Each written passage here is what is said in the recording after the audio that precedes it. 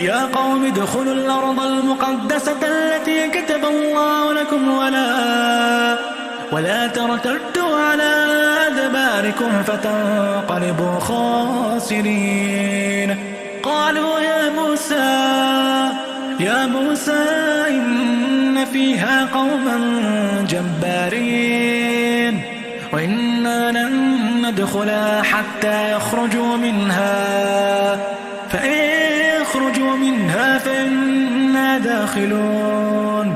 قال رجلان من الذين يخافون أنعم الله عليهم ادخلوا عليهم الباب فإذا دخلتموه فإنكم غالبون وعلى الله فتوكلوا إن كنتم مؤمنين. قالوا يا موسى إنا لن ندخلها